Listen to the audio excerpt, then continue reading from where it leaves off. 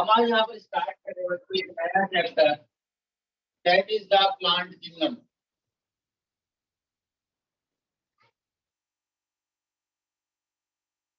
Plant kingdom के बारे में बात कर रहे हैं बच्चों।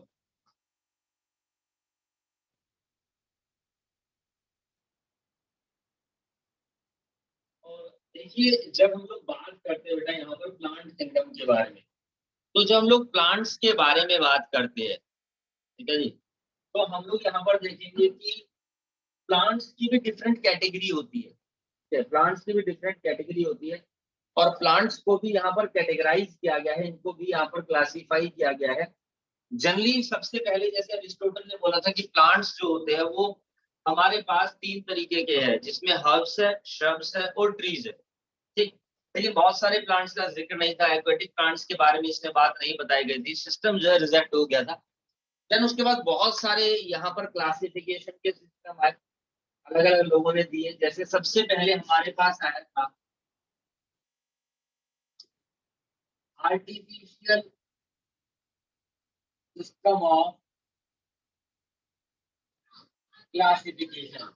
जब हम आर्टिफिशियल सिस्टम ऑफ क्लासिफिकेशन के बारे में बात करते हैं, तो बेसिकली इसमें ना जो सुपरफिशियल मॉर्फोलॉजिकल कैरेक्टर्स थे उनको आइडेंटिफाई किया गया, उनके बेसिस पे कैटेगराइज किया गया।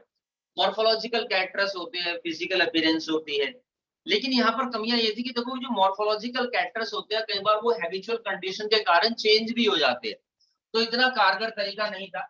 And based on a few characters जैसे हैबिट है, कलर है ना, number and shape of leaf है, इस बेसिस पे वेजिटेटिव कैरेक्टर्स के बेस पे बेस था और इसके बारे में बताया था बेसिकली लीनियस में। लेकिन ये कैरेक्टर चेंज हो जाते हैं तो सिस्टम वाज रिजेक्टेड, सिस्टम इतना पॉपुलर नहीं हो पाया। फिर उसके बाद में natural system of classification, natural system of classification आया and it was developed by George Bentham and JD Hooker.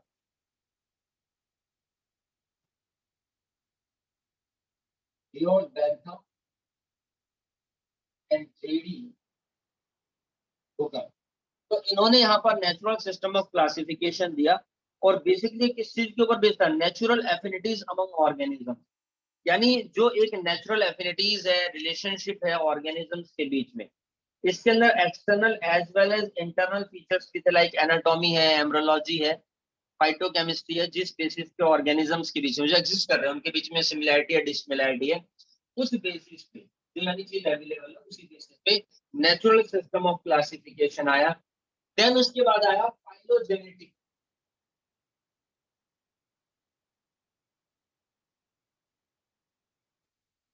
There is a phylogenetic system of classification. अब ये किस चीज के ऊपर बेस्ड था, देखो इसके बारे में बताया था हचिंसन ने।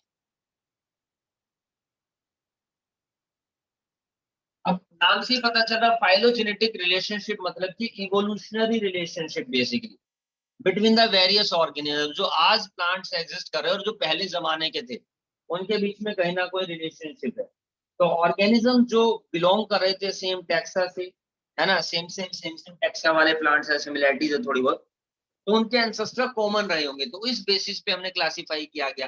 जैसे मान लीजिए अगर ह्यूमंस के रिस्पेक्ट से बात करूं तो आपको थोड़ा इजीली समझ में आएगा। अगर हम बात करते हैं बंदर की, तो बंदर हमारे एंसेस्टर हो गए, एप्स हो गए, उनकी कैटेगरी में बंदर भी है, लंगूर भी है, बबून्स भी है, ह्यूमंस भी है।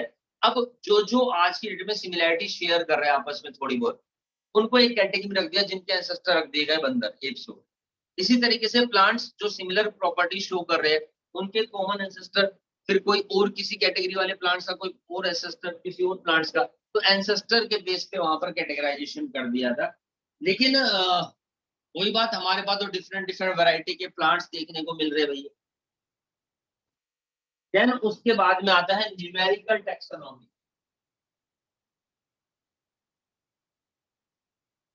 न्यूमेरिकल टैक्सोनॉमी ये क्लासिफिकेशन का सिस्टम है बच्चे, और इसको बेसिकली क्या है, कंप्यूटर के through carried out using computers basic. तो बेस्ड ऑन जितनी भी ऑब्जर्वेबल कैरेक्टरिस्टिक्स थी वो हमने वहां पर नोट कर दी, फीड कर दी, data process and after assigning number and code to all the characters को हम लोगों ने यहाँ पर कोड दी। देन साइक्लोटैक्सोनॉमी,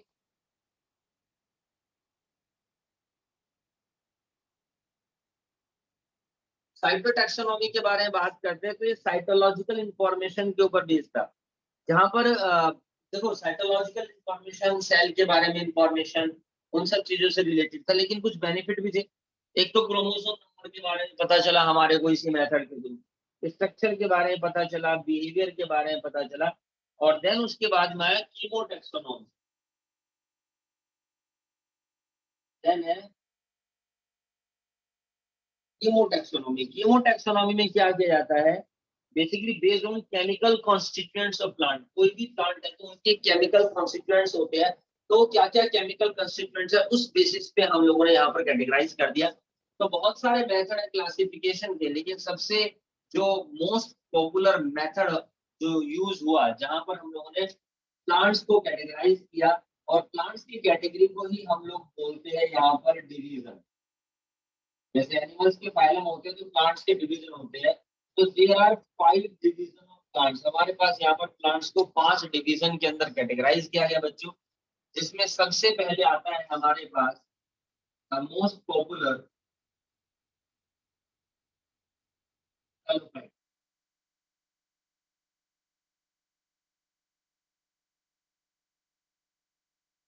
फिर है ब्रायोफाइटा,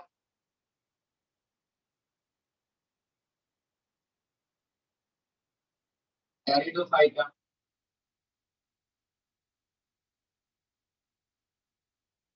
जिम्नोस्पर्म,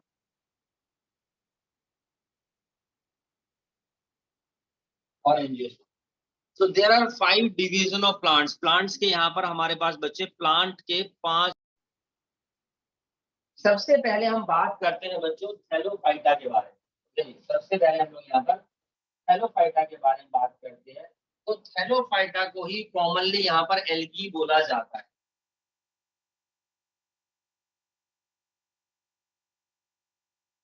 थैलोफाइटा को यहाँ पर क्या बोला जाता है, कॉमनली एल्गी बोला जाता है। And the algae word propose by Linnaeus, word propose by Linnaeus ने ही ये वर्ड यहाँ पर प्रपोज करा था। ठीक है, तो अर्थ के ऊपर देखिए किस बेसिस पे, देखो एल्गी ये कॉमन टर्म है, जो भी ऑर्गेनिज्म जिनके अंदर फोटोसिंथेसिस होती है उन सबके साथ एल्गी लगा देते हैं। पहली बात तो ये होगी। उसके अलावा हमारे प्लांट्स है जिनके अंदर फोटोसिंथेसिस है, तो कॉमनली इनको एल्गी बोला गया, वो भी कार्लोस लिनियस ने बताई ये बात। तो यहाँ पर हम लोग क्या देखते थे, एल्गी बेसिकली अर्थ के ऊपर जो भी अर्लीस्ट ऑक्सीजनिक फोटोसिंथेसिस करने वाले थे, उन सबको लीनियस ने एल्गी में रखा। उन सबको एल्गी को लीनियस ने यहाँ पर सबको एल्गी में किया, यानी जो अर्लियर हमारे पास ऑक्सीजनिक फोटोसिंथेसिस का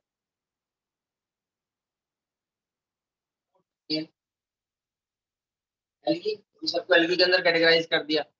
अब एल्गी हमारे पास, अगर हम बात करते हैं इनके हैबिटेट के बारे में, तो हमारे पास इनका कौन कौन सा हैबिटेट है, एक्वेटिक हैबिटेट, पानी वाले, तो ये फ्रेश वाटर में भी प्रेजेंट होती है, और हमारे पास जो मेरीन वाटर होता है उस मेरीन वाटर के अंदर भी आपकी एल्गी प्रेजेंट होती है। ठीक, कुछ कुछ और भी कैरेक्टरिस्टिक्स होती है, जैसे हम लोग देखते हैं एल्गी के बारे में, ये फिलामेंटस होती है, कॉलोनियल होती है। ये algae are filamentous, colonial. Filamentous वो होती है जो आपकी पतली होती है बहुत ही, और कॉलोनियल मतलब कि जो कि कॉलोनी बना करके रहती है। कुछ कुछ एल्गी ऐसी होती है हमारे पास जिनके अंदर मिसलिजिनस लेयर्स पाई जाती है।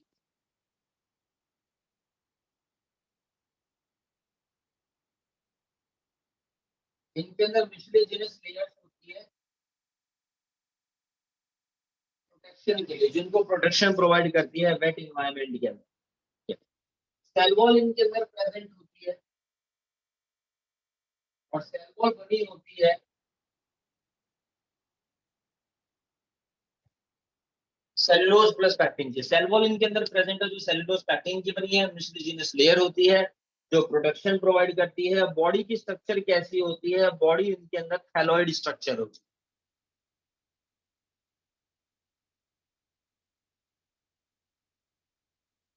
थैलॉइड स्ट्रक्चर का मतलब होता है बिल्कुल plain, no roots, no stem, no leaves, ठीक है जी। तो इसी को थैलॉइड बोला जाता है।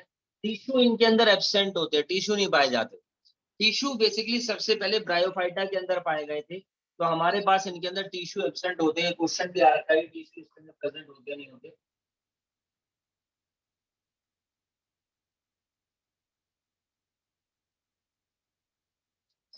तो टिश्यू इनके अंदर हम देखते हैं बच्चे यहाँ पर एब्सेंट हो। दूसरी चीज इनके अंदर फोटोसिंथेसिस होती है, और फोटोसिंथेसिस होती है तो इसका मतलब कि फोटो ऑटोट्रॉप से।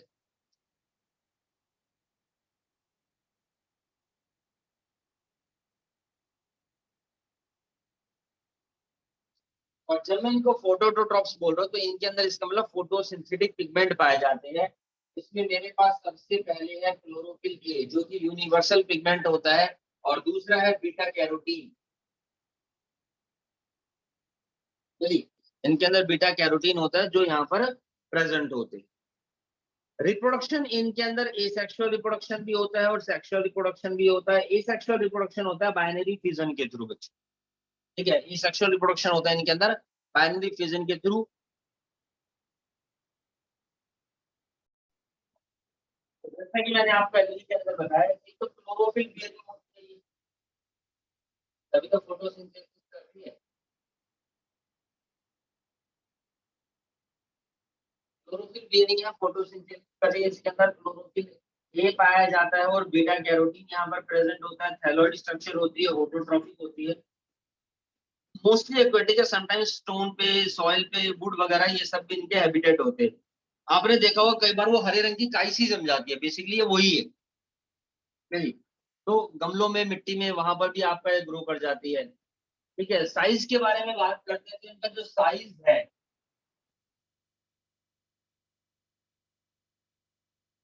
यूनिसेलुलर यानी कि सिंगल सेल है, अकेले हैं तो क्या गम है। माइक्रोस्कोपिक होते हैं यूनिसेलुलर, एग्जांपल है क्लेमिडोमोनास। यूनिसेलुलर माइक्रोस्कोपिक है, और समटाइम्स कॉलोनियल फॉर्म भी है हमारे पास,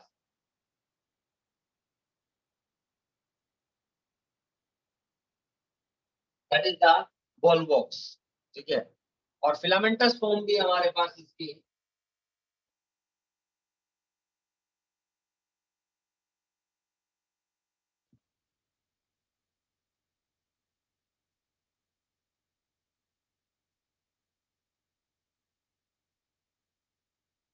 जिसमें यूलोथ्रिक्स और स्पायरोगारा है, ठीक है। अब जब भी स्पायरोगारा हम लोग पढ़ते हैं तो स्पायरोगारा सुनते ही एक चीज दिमाग में आती है, इनके अंदर फ्रेगमेंटेशन प्रोसेस के थ्रू एसेक्सुअल रिप्रोडक्शन होता है।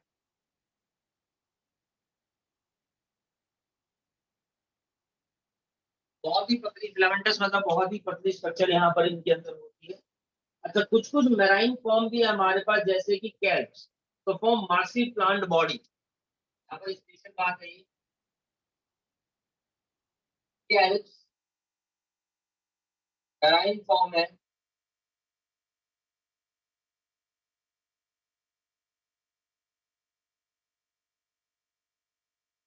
मैसिव प्लांट बॉडी यानी कि बहुत मतलब गुच्छे में और बहुत ज्यादा बड़े बड़ी हमारे पास कैल्प बन जाती है। कई बार आपने डिस्कवरी वगैरह पे देखा हो, तो समंदर के अंदर नीचे जाते हैं तो है ना, ऐसा गुलदस्ता टाइप सा होते हैं, हरी हरी सी, उसमें रिबन लाइक स्ट्रक्चर्स होती है जो वेव्स कर रही होती है, तो कैल्प्स होते हैं बेसिकली, ठीक है। अब जैसे बात करते हैं रिप्रोडक्शन के बारे में, तो जब रिप्रोडक्शन के बारे में बताते हैं तो हम देखते हैं कि एक तो इनके अंदर एसेक्सुअल रिप्रोडक्शन होता है,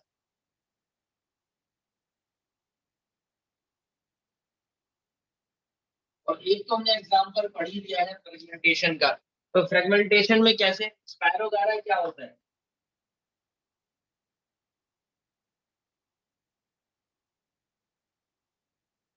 स्पायरोगारा एक यूनिसेल्युलर एक्वेटिक वीड होती है। अब मान लो मैं इसको बीच में से कट कर देता हूँ, तीन पार्ट होगा मेरे पास यहाँ पे, ठीक है, ये देखिए आप। Now the each and every cut part of a body become a new individual, हर एक कटा हुआ पार्ट एक नए इंडिविजुअल में कन्वर्ट हो जाएगा। This is called the fragmentation. तो एक तो हम लोगों ने मेथड पढ़ लिया कि फ्रेगमेंटेशन के थ्रू इनके अंदर रिप्रोडक्शन होता है। उसके अलावा हम लोग क्या देखते हैं, बाइनरी फिजन।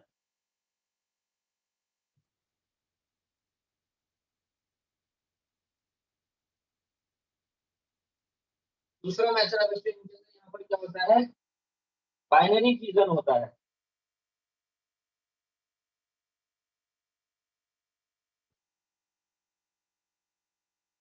ठीक है, इनके अंदर हम लोग यहाँ पर क्या देखते हैं बेटा, बाइनरी फ्यूजन भी होता है एसेक्सुअल रिप्रोडक्शन में। तो नॉर्मली जितनी भी यूनिसेलुलर एल्गी मेरे पास होगी, ऑल यूनिसेलुलर एल्गी, उनके अंदर बाइनरी फ्यूजन होता है। तो एसेक्सुअल रिप्रोडक्शन के मेथड हो गए। चलिए, फ्रेगमेंटेशन जितनी भी फिलामेंटस एल्गी होती है उनके अंदर क्या होता है, फ्रेगमेंटेशन के थ्रू होता है। एक मेथड और है स्पोर्स के थ्रू।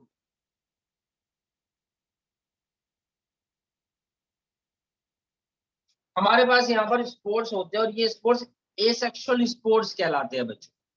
तो रिप्रोड्यूस वेजिटेटिवली बाय फ्रेगमेंटेशन हो गया, एक बाइनरी फिजन हो गया, and reproduce asexually mostly by producing spores. और ये जो स्पोर्स होते हैं हमारे पास मोटाइल स्पोर्स यहाँ पर प्रेजेंट है बच्चों। और जो मोटाइल स्पोर्स हमारे पास है यहाँ पर उसका नाम है जू स्पोर, जो यूनिसेलुलर एल्गी क्लेमिडोमोनाज इसके अंदर पाया जाता है। तो ये हमारे पास जू स्पोर है जो मोटाइल है। तो मोटाइल स्पोर का नाम है जू स्पोर।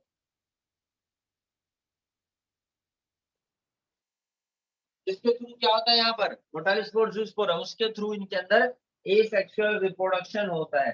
और भी हमारे पास स्पोर्स होते हैं जैसे कि एप्लेनो स्पोर।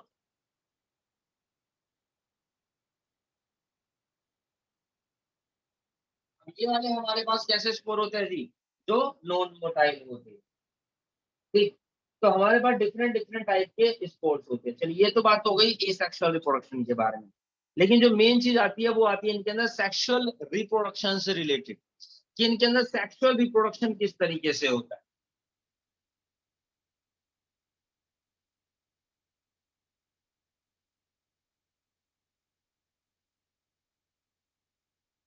चलिए, सेक्सुअल रिप्रोडक्शन के बारे में और बात करते हैं। तो जब इनके अंदर सेक्सुअल रिप्रोडक्शन होता है तो वो होता है बाय गैमेट्स। गैमेट्स के थ्रू इनके अंदर यहाँ पर सेक्सुअल रिप्रोडक्शन होता है। अब हमारे पास ये दो तीन तरीके के गैमेट्स होते हैं, जिसमें सबसे पहले है आइसोगैमस। अब नाम से ही पता चल रहा है, आइसो, आइसो का मतलब होता है सेम। सही, आइसो का मतलब होता है सेम, जो सेम टाइप के गैमेट्स होते हैं। Both gametes are same size and motile, यानी कि सेम साइज के। और दोनों के दोनों यहाँ पर कैसे है जी, हमारे पास मोटाइल है बच्चों। तो आइसोगैमस होते हैं सबसे पहले, both gametes are same size and motile. फिर होते हैं एन आइसोगैमस।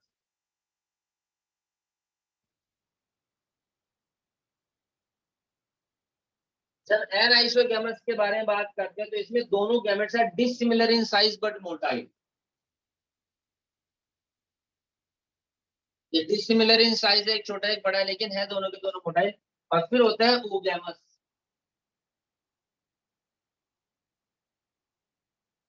ओगैमस में हम लोग क्या देखते हैं कि male gamete is smaller but motile, जो मेल गैमेट होता है, और फीमेल गैमेट बड़ा होता है और नॉन मोटाइल होता है। तो जब इनका फ्यूजन होता है उसके थ्रू इनके अंदर यहाँ पर सेक्सुअल रिप्रोडक्शन होता है। अब हमारे पास जो एल्गी है, थैलोफाइटा है, इनके अंदर सेक्स ऑर्गन्स प्रेजेंट होते हैं बच्चों। मेल सेक्स ऑर्गन होता है और फीमेल सेक्स ऑर्गन।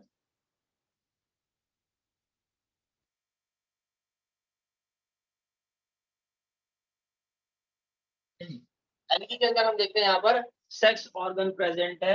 तो हमारे पास दो तरीके के सेक्स ऑर्गन है, और किसी बात है, एक मेल और एक female.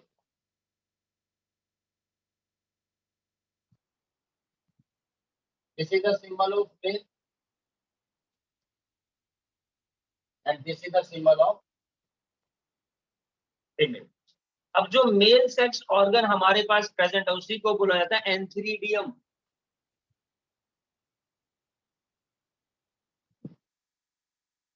This is the antheridium.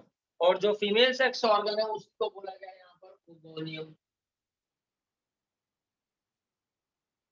ठीक है, अब हम लोग यहाँ पर देखते हैं कि ये कहानी कब होती है, जब ये यूनिसेलुलर है। जब हमारे पास ये किस तरीके से बच्चे, जब हमारे पास इधर में ये यूनिसेलुलर है, तब ये बात है यहाँ पर। और इसके अंदर हम लोग क्या देखते हैं, नॉन जैकेटेड होते हैं, नॉन जैकेटेड, इस तरीके की स्ट्रक्चर है। अब इसी में लेकिन एक एक्सेप्शनल केस है, एक्सेप्ट कारा। तो कारा भी हमारे पास यहाँ पर एक थैलोफाइटा होती है बच्चों। और इसके अंदर हम लोग क्या देखते हैं कि इसके अंदर जो सेक्स ऑर्गन है, मेल वाला भी और फीमेल वाला भी, एक मेल और एक फीमेल। मेल वाले को बोला जाता है ग्लोब्यूल और फीमेल वाले को न्यूक्लियूल। अब ये हमारे पास मल्टी सेलुलर एलगी होती है, ठीक। और इनके अंदर हम लोग क्या देखते हैं, ये जैकेटेड होती है। मान लीजिए कंटेनर इस तरीके से, तो इनके बाहर हम देखते हैं सेल्स की एक लेयर होती है, ठीक है जी। और हम लोग क्या देखते हैं, ये जैकेटेड हो गई, दिस इज जैकेटेड। अब यहाँ पर तो सिंगल सेल है, तो ये यूनिसेलुलर। अब इसके अंदर देखिए यहाँ पर बहुत सारी cell, this is multicellular. ठीक है जी, ये हमारे पास इधर में मल्टी सेलुलर है। Same question asked in 2004, 2005, 2006, 2007, 2010, 2013, 2015। AIIMS के अंदर, नीट के अंदर ये क्वेश्चन पूछा हुआ है बच्चों। तो एल्गी के रिस्पेक्ट में मैं आप लोगों को ये बता रहा हूँ कि एल्गी हमारे पास यहाँ पर देखिए किस तरीके से है। एल्गी है मेरे पास यहाँ पर बच्चों हैप्लॉइड, ठीक है। अब जब हैप्लॉइड एल्गी है मेरे पास, तो इसके अंदर जाइगोट मियोसिस होती है,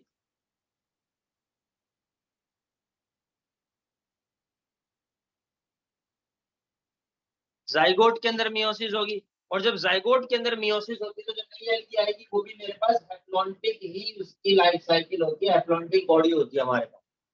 वो भी कैसी होगी, हैप्लॉन्टिक होगी। अब ये जो एल्गी होती है डज नॉट प्रोड्यूस एम्ब्रो, क्यों? बिकॉज ये डेवलप होती है जाइगोटिक मियोसिस से, तो एम्ब्रो तो बनेगा नहीं इनके अंदर। लेकिन कहानी कहां पर आती है, इसके ऊपर जो एक्सेप्शनल केस है,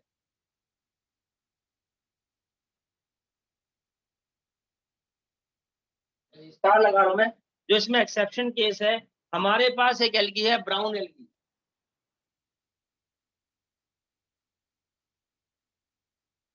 ठीक है। और ब्राउन एल्गी जितनी भी होती है वो सारी की सारी डिप्लॉयड है। ब्राउन एल्गी हमारे पास डिप्लॉयड होती है। तो इनके अंदर हम देखते हैं गैमेटिक मियोसिस होती है, इनके अंदर गैमेटिक मियोसिस होती है, जिसके कारण जो नई बॉडी आएगी वो डिप्लॉयड होगी। लेकिन इसके अंदर भी अब हम देखते हैं कि एक्सेप्शन आता है फर्दर ब्राउन एल्गी के अंदर।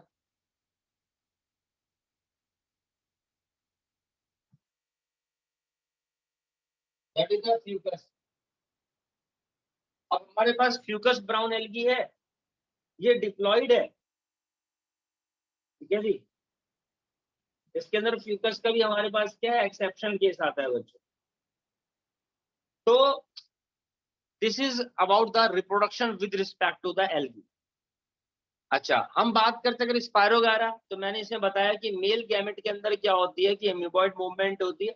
और एम्यूबॉइड मूवमेंट के लिए किसी भी स्ट्रक्चर की जरूरत नहीं होती, नेसेसरी नहीं होता, ना तो सीलिया ना फ्लैजिला। अब ये बहुत सारी चीजें देखकर, बहुत सारी बातें देखकर, इनकी कैरेक्टरिस्टिक्स देख करके हम लोगों ने देखा कि एल्गी जो है वो फर्दर कैटेगराइज की गई 3 चीजों में। अब किस किस बेसिस पे हम लोगों ने इनको कैटेगराइज किया गया? सबसे पहली चीज थी फोटोसिंथेटिक कंपोजिशन, फोटोसिंथेटिक पिगमेंट। कि फोटोसिंथेटिक पिगमेंट, क्योंकि हमारे पास अलग अलग कलर की एल्गी है, और वो किस चीज के ऊपर डिपेंड करता है कि उनके अंदर कौन सा फोटोसिंथेटिक पिगमेंट है, उसके ऊपर डिपेंड करता है कि वो कौन से कलर की एलगी है। फिर उनकी सेल वॉल की कंपोजिशन और उनके अंदर फूड जो स्टोर है वो किस फॉर्म में स्टोर है, उस बेसिस पे हम यहाँ पर इनको कैटेगराइज करते हैं। तो एलगी 3 तरीके की है।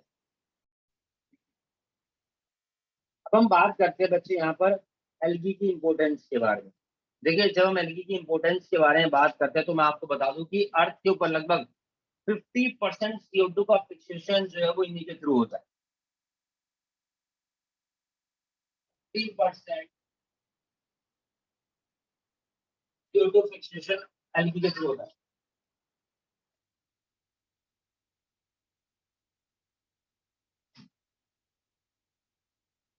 चलिए, 50% CO2 का फिक्सेशन जो एलगी के थ्रू होता है। अब अगर सोचो कि CO2 का फिक्सेशन कर रही है, तो इसका मतलब क्या है कि increase oxygen level in the environment. Oxygen का लेवल जो है वो भी तो एनवायरमेंट के अंदर बढ़ रहा होगा। ठीक है जी। अच्छा, बहुत सारी स्पीशीज होती है जिसको हम यूज करते हैं एज अ फूड। एलगी को एज अ फूड यूज किया था, कई बार आपने देखा हो डिस्कवरी वगैरह पे भी, है ना। बियर गिल्स शो आता है, नैन वर्सिवाइड, लेमिनेरिया है, सरगेसम है, एक्सेट्रा।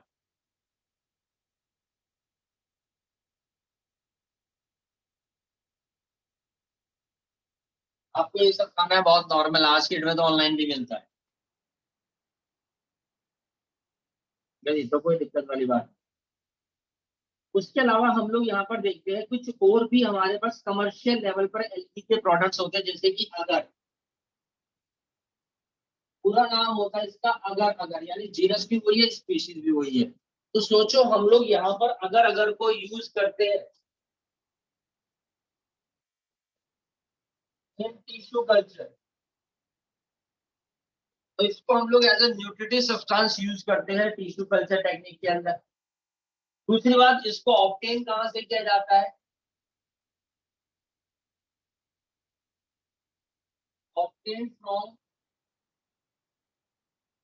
जेरिडियम। जेरिडियम से हम इसको यहाँ पर ऑब्टेन करते हैं, और देन इसको हम लोग यहाँ पर यूज करते हैं किस चीज में जी? आइसक्रीम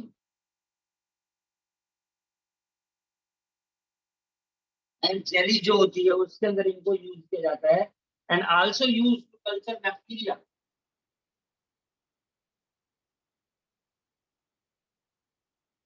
जैसे बैक्टीरिया वगैरह भी क्या होते हैं, कमर्शियल लेवल पर बनाए जाते हैं, पैदा किए जाते हैं, ग्रो किए जाते हैं।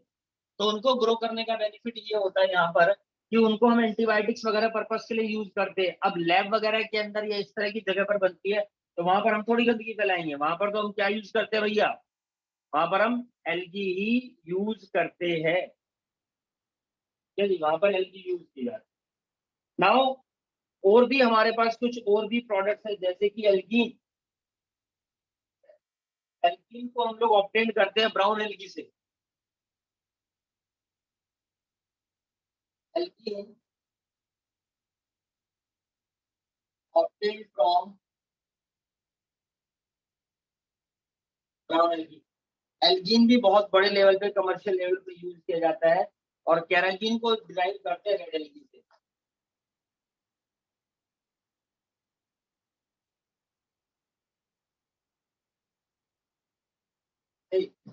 एल्गी को ऑब्टेन करेंगे ब्राउन एल्गी से, कैराटीन को ऑब्टेन करते हैं रेड एल्गी से, और इनके कमर्शियल लेवल पर यूज होते हैं।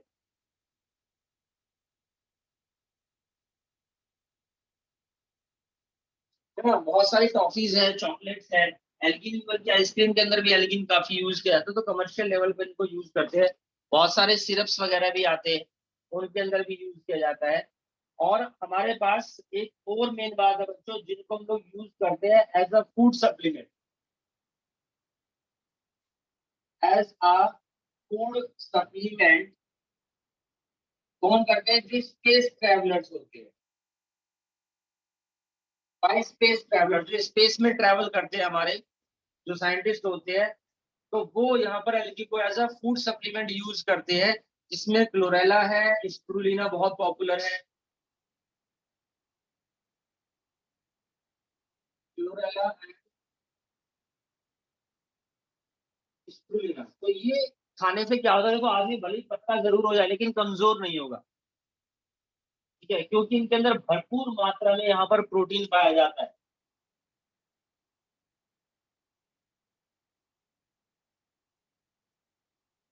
रिच इन प्रोटीन, तो प्रोटीन डाइट हमारे को लेनी चाहिए, ठीक है। तो दीज आर द यूजेज जिनको हम कमर्शियल लेवल पर यूज करते हैं, यहाँ पर इनके बारे में बात करते हैं। और देन उसके बाद हम बात करेंगे यहाँ पर इनके तीनों कैटेगरी के बारे में बच्चों, ग्रीन एल्गी, रेड एल्गी और ब्राउन एल्गी। तो जैसा कि मैंने बताया एल्गी को क्लासिफाई कर देते हैं, algae is classified, what is the basis,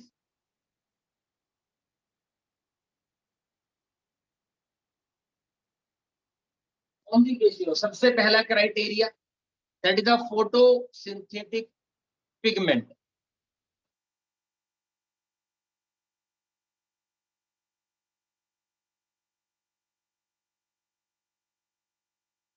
ठीक है जी। और भी मेथड है लेकिन जो सबसे पहला जो प्रायोरिटी होती है वो फोटोसिंथेटिक पिगमेंट देखी जाती है, जो प्रायोरिटी है यहाँ पर वो फोटोसिंथेटिक पिगमेंट है। दूसरा है सेल वॉल की कंपोजिशन,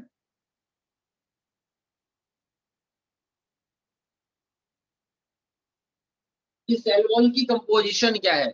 और तीसरा है फूड स्टोर, क्या stored food. First point, second point, third point. अगर मैं बात करूं प्रायोरिटी के बारे में तो सबसे पहले नंबर पर जिस बेसिस पे हम कैटेगराइज करेंगे वो फोटोसिंथेटिक पिगमेंट, फिर सेल वॉल की कंपोजिशन देखेंगे और लास्ट में मेरे पास फूड स्टोर होता है। उस बेसिस पे हम लोग यहाँ पर इनको कैटेगराइज करते हैं। तो उस बेसिस पे हम लोग देखते हैं कि हमारे पास यहाँ पर तीन तरीके की एल्गी है, जिसमें सबसे पहले आती है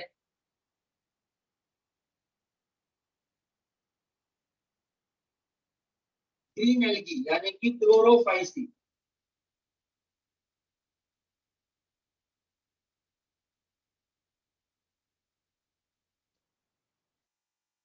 दूसरे नंबर पर है हमारे पास रेड एल्गी,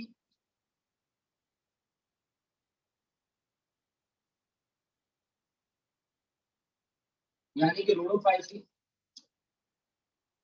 और तीसरे नंबर पर है मेरे पास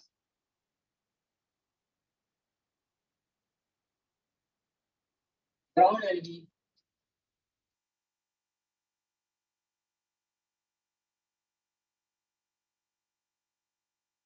यानी कि फियोफाइसी।